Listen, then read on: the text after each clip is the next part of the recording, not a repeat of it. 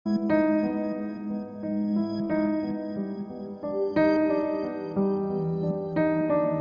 कोई गैर कानूनी ढंग से समाज के लोगों में अशांति फैलाता है और पब्लिक प्लेस पर ऐसा करता है तो पुलिस ऐसे अपराधी पर कानून से जुड़े तथ्य लगाकर भारतीय दंड संहिता आईपीसी की धारा 151 के अनुसार कारावास की सजा का प्रावधान करती है, यानी कि उसे 6 साल तक की सजा 151 एक्ट में हो सकती है और साथ ही साथ जुर्माना भी हो सकता है। लेकिन सोचने वाली बात यह है कि आईपीसी की धारा 151 यानी कि अशांति फैलाना, जब कोई इंसान अपनी जान बचा रहा हो, एक दूसरा शख्स उसे थप्पड़ मार रहा हो और बुरी तरह काफ़ी देर से पिटाई कर रहा हो, तो ऐसे में अगर एक इंसान अपनी जान भी नहीं बचाएगा तो क्या करेगा? तो उसके बदले में उसके ऊपर धारा 151 लगा दी जाती है। तो आप समझिए कि कानून का किस तरह से मिसयूज़ और कानून की नॉलेज का ना होना ये भी दर्शाता है। क्या पुलिस वालों को इतनी नॉलेज नहीं कि अगर कोई किसी को मार रहा है तो वो खुद का बचाव तो करेगा ही करेगा, और अगर खुद का बचाव करने पर धारा 151 लगती है तो जिस पुलिसकर्मी ने ये धारा लगाई है, आपको बता दें हमारी बात कृष्णानगर थाने के प्रमुख से हुई है जिनका नाम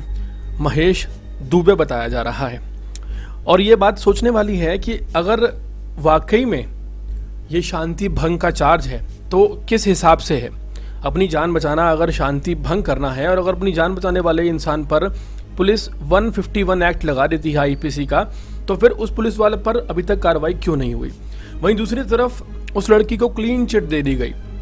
बिल्कुल क्लीन चिट। लड़कों को बिठा कर रखा, उनके भाइयों को उठवा लिया और सुबह छोड़ा गया। और लड़की को जब सोशल मीडिया का दबाव आता है, तमाम मीडिया चैनल्स में बात फैल जाती है, तब लड़की के ऊपर 2 धाराएं लगाई जाती हैं। बहुत चौंकाने वाला मामला है और बार बार ये बात कुरोदती है अंदर से कि अगर आप हाई चांस जा रहे हैं कहीं और आप पर कोई हमला कर देता है और आप खुद को बचाने के लिए सिर्फ यही कहते हैं, आप हाथ भी नहीं उठाते, आप गाली भी नहीं देते, आप कुछ भी नहीं करते, आप महज ये कहते हैं कि मुझे छोड़ दो या मुझे बचा दो, लेकिन उसके ऊपर आपके ऊपर अगर धारा 151 लगा दी जाती है जिसमें 6 साल की सज़ा हो सकती है, आपको जुर्माना भी हो सकता है, तो सोचने वाली बात है कि इसका जिम्मेदार कौन है और उन पुलिस कर्मियों पर अभी तक कोई भी कार्रवाई क्यों नहीं की। इस पूरे मामले में सामने आई है एक बड़ी बात कि 10,000 रुपये उस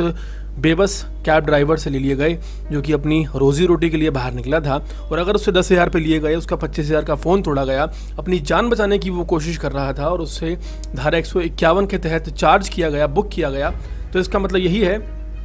कि इस पूरे मामले में उच्च स्तरीय जांच होनी चाहिए और वो सभी पुलिस वाले जो इस पूरे मामले में शामिल हैं उनके ऊपर कड़ी कार्रवाई होनी चाहिए इस लड़की के साथ साथ। अगर आप हमारी इस बात से सहमत हैं तो कमेंट सेक्शन में ज़रूर बताएं, और अगर आपको कोई हमारी बात गलत लगती है तो वो भी ज़रूर बताएं। देश और दुनिया की तमाम खबरों से जुड़े रहने के लिए हमारे चैनल को सब्सक्राइब करें ताकि आप तक पहुंचता रहे हमारा हर लेटेस्ट अपडेट।